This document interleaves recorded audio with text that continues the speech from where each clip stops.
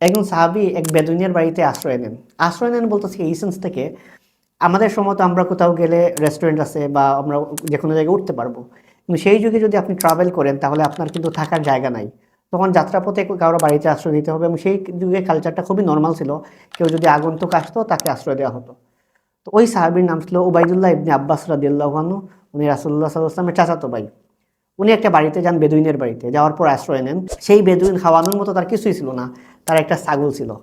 তো ওই ছাগলটা সে জবাই করতে যায়, তখন তার ওয়াইফ তাকে অনেক বকাঝকা করে যে আমাদের আছেই তো মাত্র একটা ছাগল, তুমি এটা জবাই করবা কেন, অন্য কিছু দিয়ে খাওয়াও।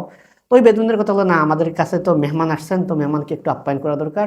তো ওই মেহমানকে আপ্যায়ন করেন, ছাগলটা জবাই করে খাওয়া দাওয়া করান।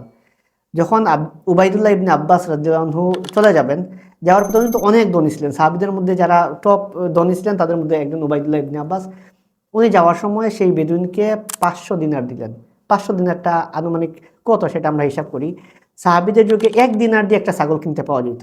তার মানে 500 দিনার দিয়ে 500টা ছাগল কিনতে পারতেন। তো ওনার সাথে ছিলেন ওনার দাস। উনি বললেন যে সে তো আমাদেরকে মাত্র একটা ছাগল জবাই করে খাওয়ালো, আর আপনি তাকে 500 দিনার দিলেন, এত বেশি দেওয়ার তো দরকার ছিল না। তখন উবাইদুল্লাহ ইবনে আব্বাস রাদিয়াল্লাহু আনহু বললেন, সে তার সর্বস্ব দিয়ে আমাদের সেবা যত্ন করছে, অর্থাৎ তার যতটুকু ছিল পুরোটাই আমাদেরকে দিয়ে দিছে। দিয়ে দেওয়ার ফলে আমরা খাইলাম, আর আমরা আমাদের সম্পদ থেকে, আমাদের ভান্ডার থেকে মাত্র 500 দিনার দিলাম। অর্থাৎ কোয়ান্টিটি যদি হিসাব করেন মনে হবে অনেক কিছু দিছি, বাট কোয়ালিটি যদি হিসাব করেন তার তো সব কিছুই দিয়ে দিছে আমাদেরকে, আর আমরা অনেক কিছু থেকে 500 দিনার দিলাম। অর্থাৎ সেই জায়গায় তো সে আগাই গেল।